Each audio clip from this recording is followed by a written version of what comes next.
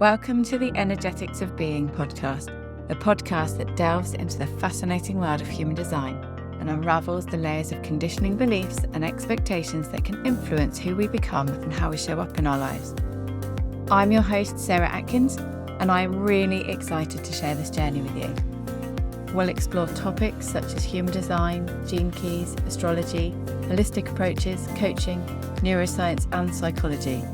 We're going to draw from a rich tapestry of wisdom to help you navigate your own personal journey of self-discovery. So whether you are new to human design or have been on a path of self-discovery for years, this podcast is for you.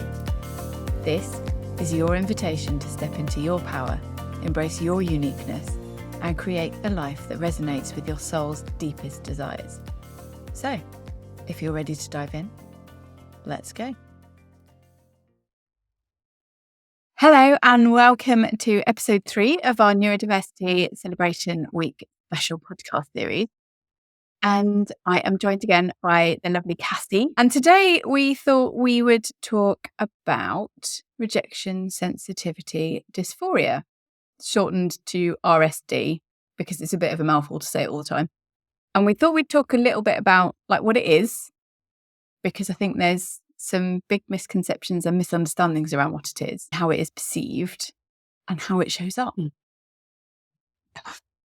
you want to start us off, Cassie? What is rejection sensitivity dysphoria? So for me, and so this is me going from personal experience, it is very much, I think it's a bit like the label that's on the tin, sensitive and being fearful of rejection. And it showed up in so many different ways, but in particular, having an intense emotional response to something happening or the perception of something happening. Because sometimes for me, it's been about the perception rather than, if you look about, perhaps it's been about perception and belief rather than the facts. There is an anxiety. So say if something happens, or let's use the example that I give quite often. Let's say you're in the supermarket and you've picked up your basket and you're just doing a little bit of shopping and you see somebody in the supermarket that you know, and you just do a little wave, hi, but they don't respond to you. They go on. And internally, there's something that potentially happens. Maybe it's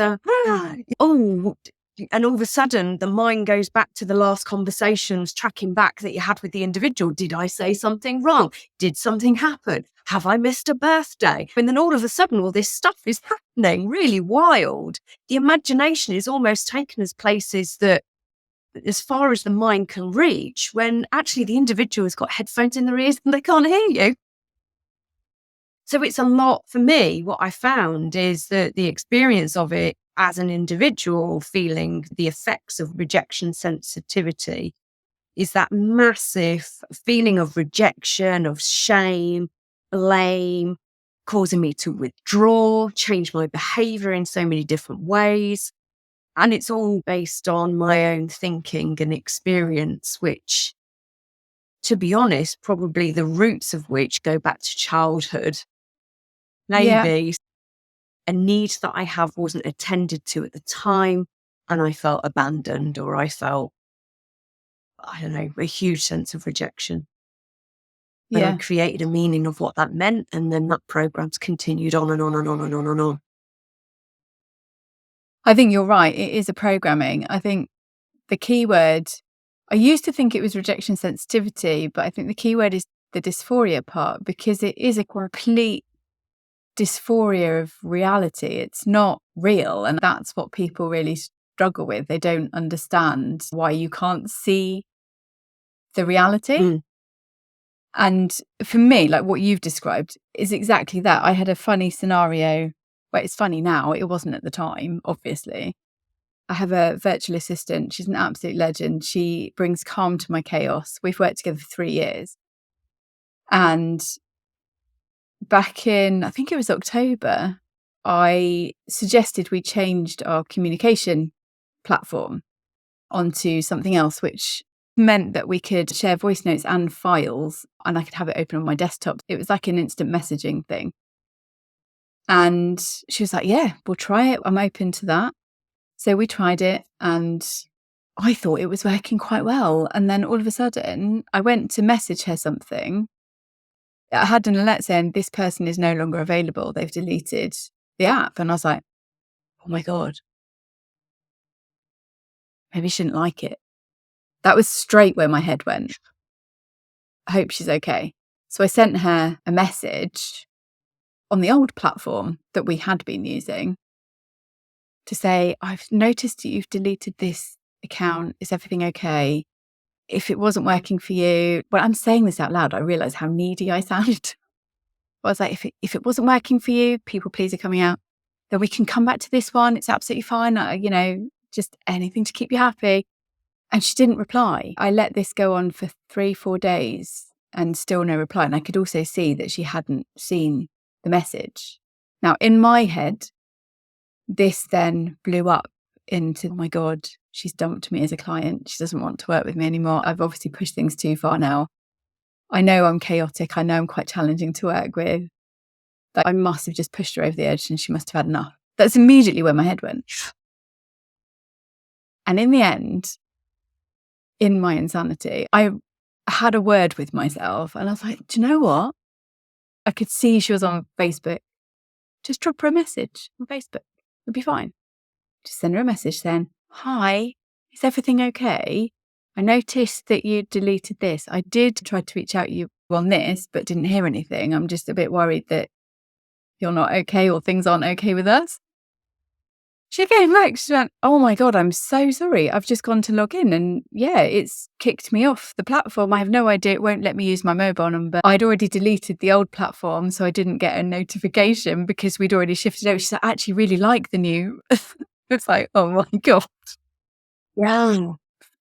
How completely insane, but how quickly things can spiral when you're stuck in your own head and not focusing on the facts. Absolutely. Where there is a gap and our minds are on a rampage, we will stuff it and create so much inside of there. And none of it's true. It's all illusionary, but it feels because of the emotional response. Then the physical response from the emotion is so real. We experience it as real, which then makes it feel even more real. Yeah. And it's, and then what you create from there can be really it can completely shift the path that you're going down, can't it? Into a completely different place. I mean, I think about my past and the different jobs maybe I had back in corporate. My rejection sensitivity was so incredibly high. I was blind to it. I didn't know. I was always, trying to blend in. So I wasn't sticking out, if you know what I mean, because I didn't want criticism. I was so afraid of speaking up. I would just go along with whatever anybody said. I would avoid feedback, and where I got great feedback, I didn't accept it because I was not quite good enough. From my own critical eye, I would overwork. I would work long hours, trying to catch up on the things that I should have done that I couldn't do because of the struggles that I had in the workplace that I wasn't aware of. And all because I wanted to be accepted. And I was so afraid I was going to be sacked or, the stories I would make that were completely untrue, which I think actually, to be honest with you, with all of it, led me to leave jobs. Yeah. For reasons that actually were not accurate. The creations I made in my own mind through this rejection sensitivity was not accurate. It wasn't what was happening. It was my interpretation. Yeah. I think my experience is very similar. So I resonate with everything that you've said. Something that is quite apparent is not unique to me because this came up with a client recently. I think my experience of living with rejection sensitivity before I was aware of it is I lived in a perpetual state of fear. constant fear that I'm going to get called out for having not done something correct or having dropped the ball on something. And it's like for your nervous system, number one, hideous because your cortisol levels are so high. And we all know that we need a little bit of cortisol, right, to be able to function. It's what pushes us forward. But when you've got that heightened state of anxiety and fear constantly, you almost become a bit desensitized to the effects. And that's when we can get into the overworking and massive burnout. Because when we've got heightened anxiety and heightened cortisol and adrenaline in our body, our pain receptors go down. So we don't recognize the signs that our body gives us to say you're doing too much, you're pushing yourself too hard. We just lose that perception. Yeah. And it's the ruminating. It's the ruminating of the going over. You're replaying over and over conversations. What should I have said differently? What did I say? And my experience, and I know we've had conversations about this before, I would turn it in on me. Whatever scenario, whatever the situation was, if there was any kind of conflict, I would automatically turn it inwards and take responsibility for myself, or at least seek ways that it was my fault somehow. Because it's easier for me to reject me than it is for other people to reject me, if that makes sense. Yeah, completely. And it kind of plays to that self-fulfilling prophecy that, inside of us, we've perhaps got that egoic part of our mind that is always seeking to prove or to find evidence to prove our unworthiness, unlovableness, and whatever it is that we believe. And, by making it mean something about ourselves and then judging ourselves for it, it's just feeding into that self-fulfilling prophecy. It's job done. Then you feel crap. Yeah. You were saying earlier that some of it you could possibly trace back to like root cause in like childhood, which goes back to what we said, I think it was in day one. Yeah. Where our past experiences, our childhood experiences, like we can carry some of those with us, and then we seek evidence. Our brain seeks evidence to prove that that very thing is true. Yeah. So one of the services that I offer is co-coaching with employees and their line managers. And rejection sensitivity comes up a lot because I think people massively underestimate the impact it has on the individual. Because we hear things like, oh, come on, just got to get over it. Just move on. It's fine. Let go. Like, don't worry about that. And outwardly, we were going, we try and laugh it off. Inside, it's devastating. And I don't think people understand the extent to which the ruminating can keep. I've lost sleep because I'm replaying conversations, discussions in my head, trying to see where it went wrong, trying to see what I could have said or done differently. And I didn't realize that like not everybody does that. Like the ability for some people just to go, they have this conflict, they get over it and they move on to the next thing. Blows my mind. I wish I could do that. And it's not about bearing grudges. I don't want people to think it's that, but it can be really debilitating.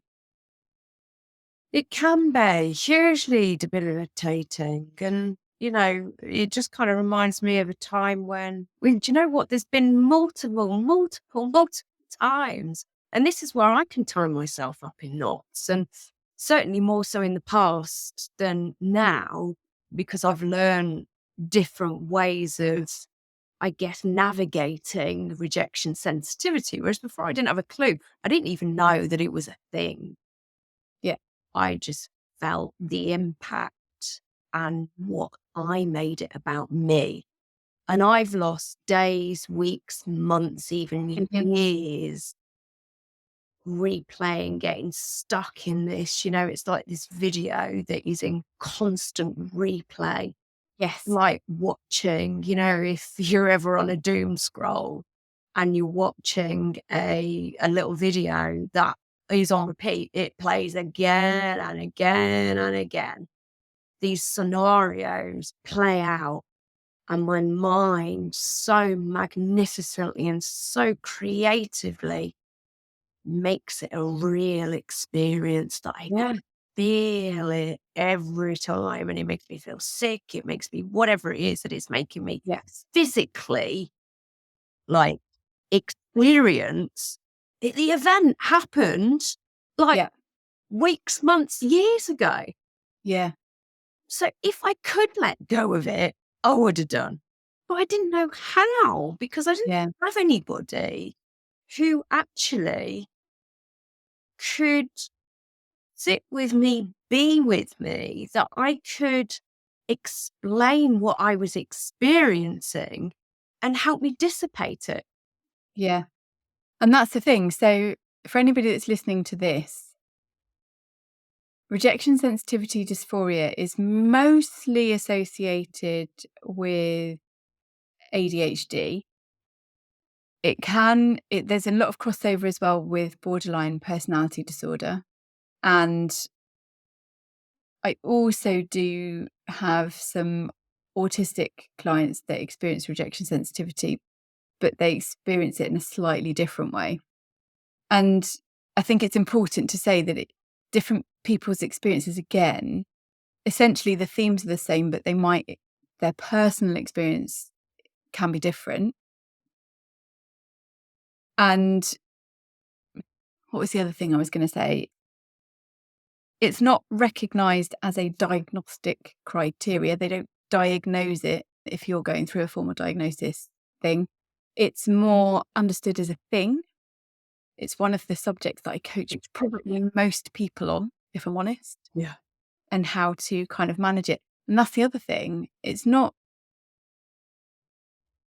the best way to manage it is to process it in the moment, right?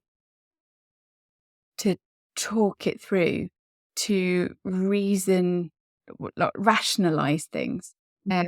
So I've got you, and I've got another friend who experiences RSD, and we use each other almost like a sounding board to kind of check in with what I'm feeling, what I'm thinking versus what is real. Like, what's the evidence? And this is one of the best ways to manage this. You've already touched on this. Like, what are the actual facts? Yeah. How am I interpreting those, and what assumptions am I making? How true is that? How would I like to feel differently about it? And it's an ongoing thing. I think this is what people don't realize is the way it shows up, right? And I see this in my kids because I've got 3 rejection sensitive kiddos who experience RSD in very, very different ways. It's quite hard to spot, I think, until the person is willing to share their experience. But it can stop you from putting your hand up in a classroom and asking for help. It can stop you volunteering an answer for fear of getting it wrong. It can be, oh, I don't want to have a birthday party. Oh my God, this is a big one for me. I would never throw a birthday party, like, or a big event for my birthday, because I don't want the shame or the embarrassment of nobody coming. So I would never do it. Right. And I mean, that's kind of a trivial thing, but it stops people from applying for promotions.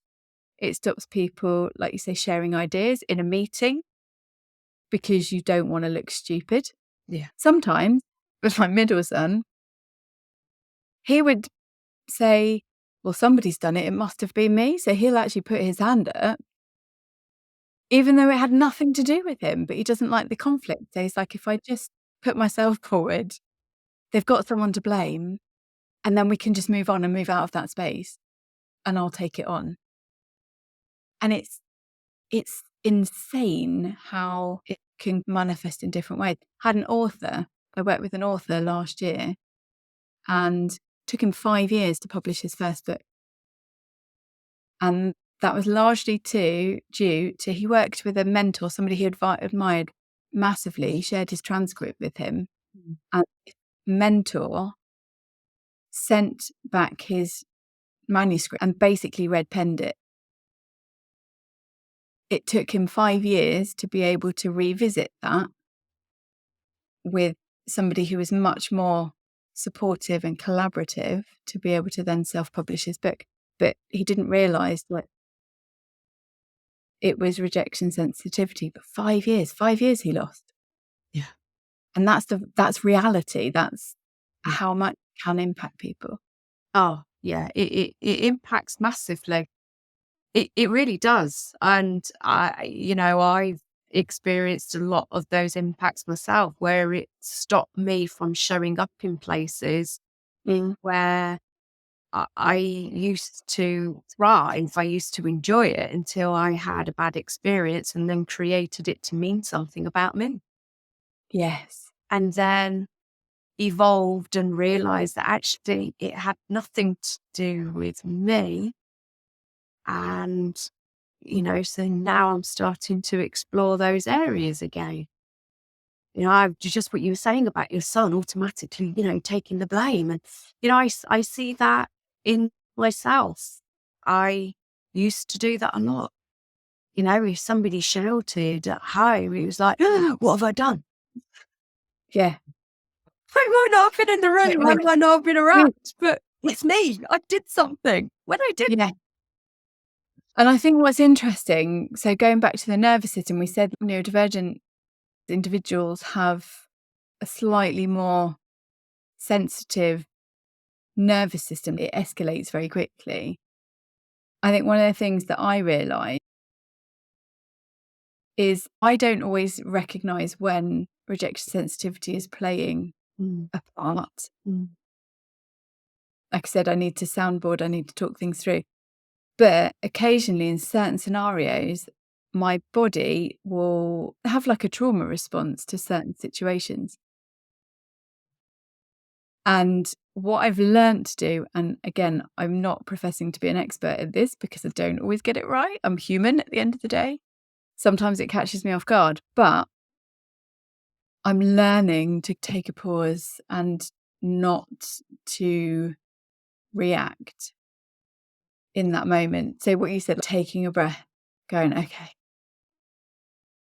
where's this coming from? What am I thinking? What am I making it mean? What is it actually meaning right now?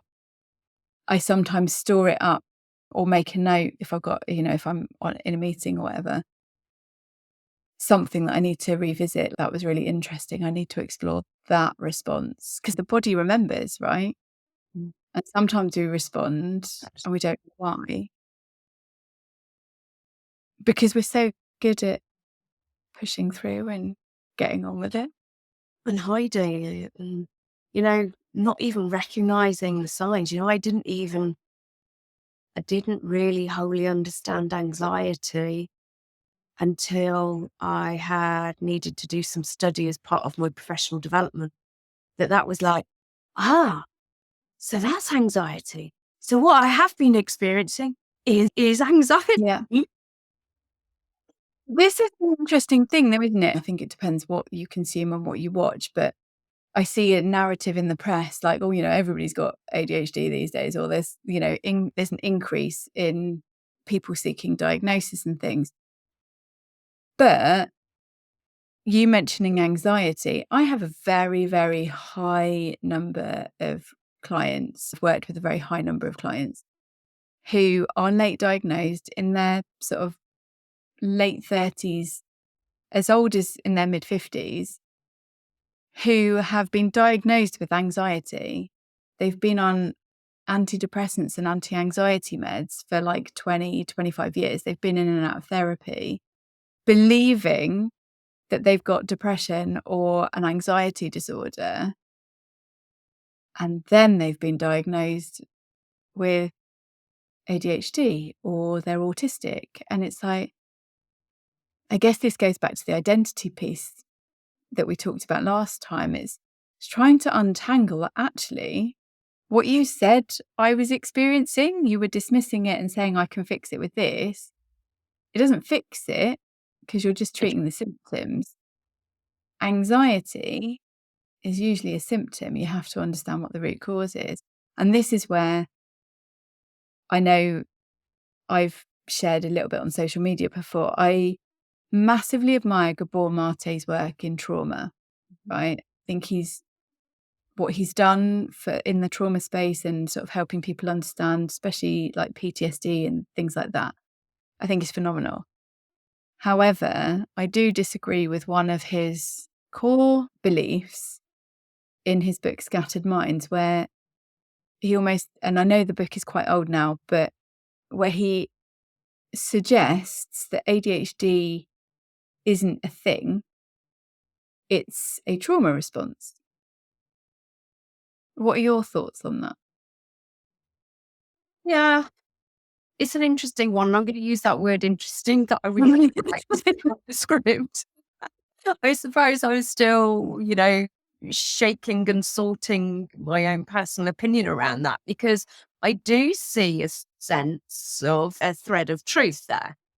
Yeah. And, let me give you an example, perhaps, where I see this plays out for me personally, because that's the easiest place for me to speak from. Yeah. Let's say something happened at home. I was in the kitchen. There was a response to something that shocked me, and I automatically felt rejection. It was like a slam dunk in my body. Yeah. And I was about to start playing out the rejection. And I managed to pause myself at some point and just check in and just say, how old are you? How old are you? And I was speaking to the part of me that had all of a sudden come in like thunderbolt lightning. And it was the 6-year-old me. And I suddenly realized that the 6-year-old me had come in because I felt threatened and unsafe. And it was the 6-year-old response, not me as the 49-year-old that I almost thought I am. It was the 6-year-old. Now, because of the work that I've done and I'm understanding better the traumas that I've had, that it was the trauma of an old experience that had come forward, which then gave the rejection sensitivity and everything then that happened. So I see where trauma can play, but actually what I see to be really honestly true is people who have neurodivergent strengths, I think their massive strengths are high sensitivity. Yeah. Really high sensitivity. They've got deep empathy, highly aware, very strong intuition. Mm-hmm. And I believe partly that some of these gifts that we have, we're not taught and we don't know how to use in a useful way. Yeah. Therefore, they end up impeding on others. But also what I understand is that my brain is wired differently to other people's brains, which almost then set up for the response to happen the way that it does as well. Mm-hmm. I'm not an expert. That is just my own experience. And it's still an area that, I'm learning more about for myself. I think you've described that really well, though, because, I've coached a lot of people, neurodivergent people, over the last 4 years. And in my experience, a lot of those neurodivergent people have had traumatic experiences.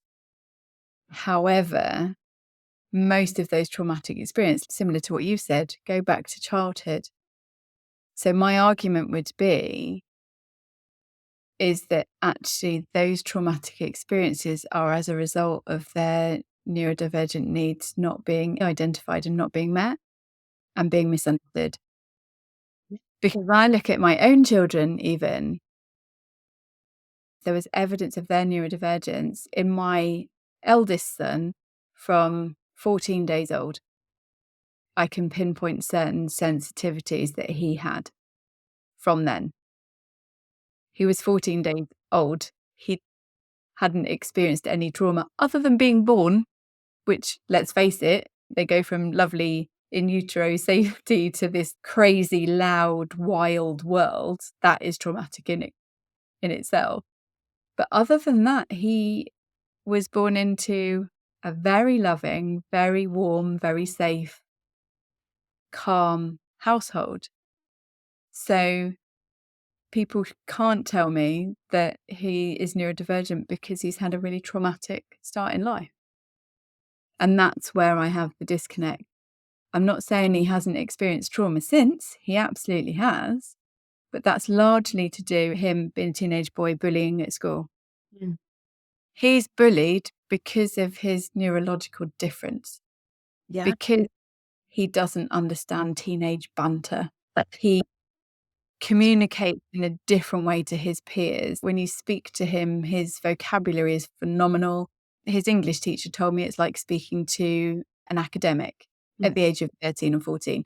That's not how most 13 or 14-year-olds speak. So therefore he stands out. He's different. And when you're different, as we all know, when you're in secondary school, different isn't okay. Different is to be ridiculed. And in some cases, people are fearful of it. They don't understand it. So therefore, they'll ridicule it instead and pick on it. Yeah, indeed. Absolutely.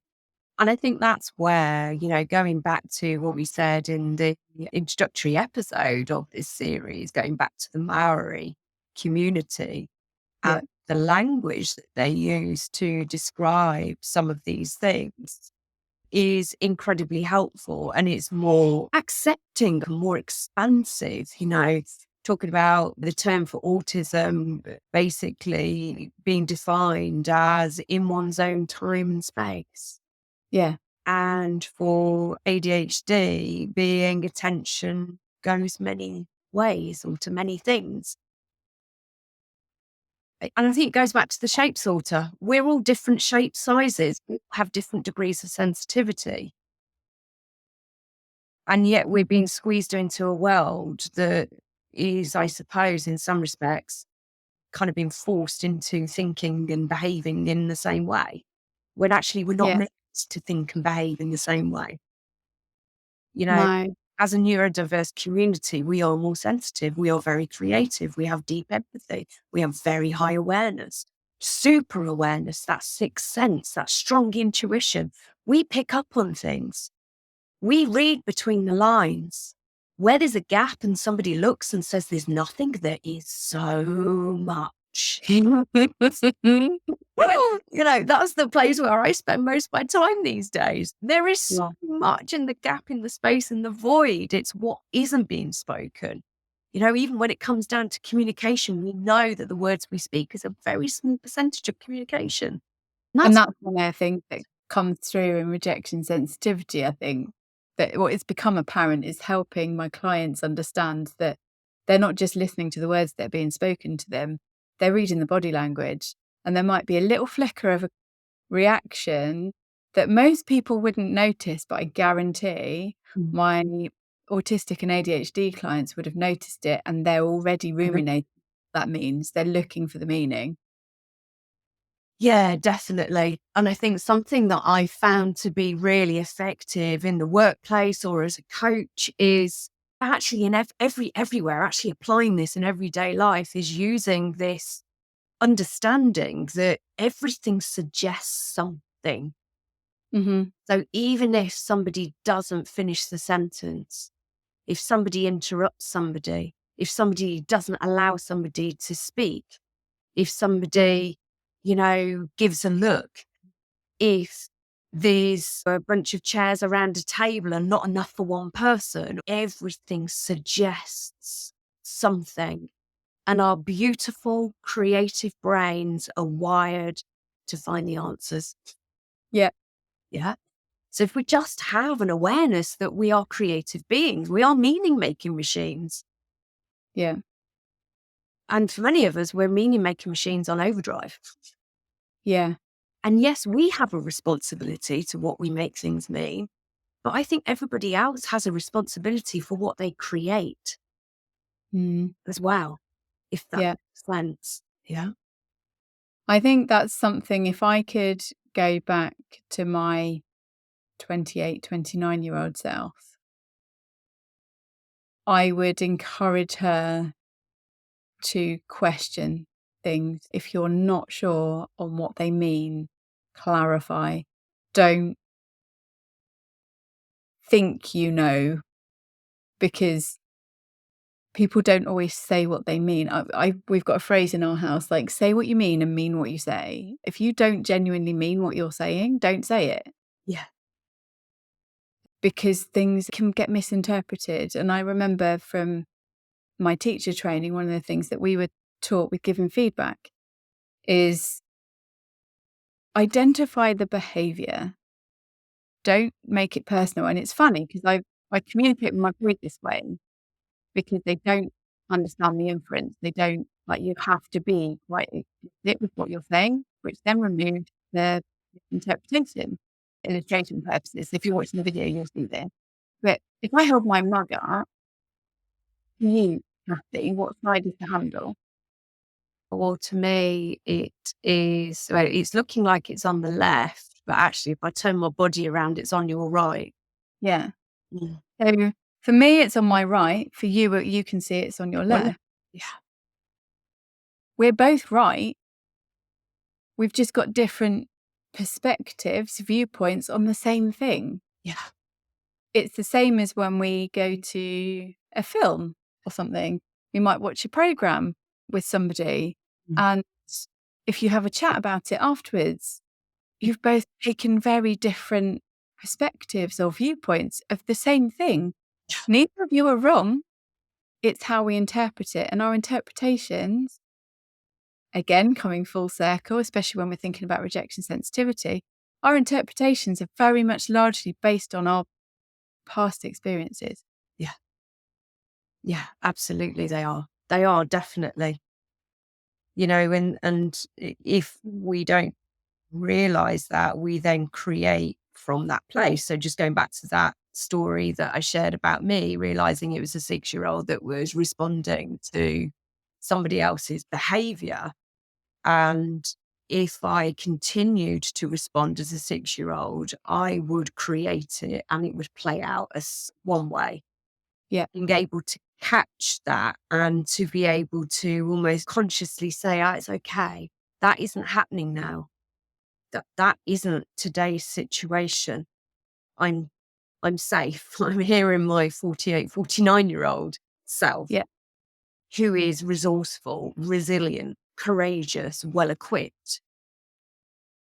Let me just take a breather. Let's just remove ourselves from the room and come back in a minute. And to then be able to navigate differently.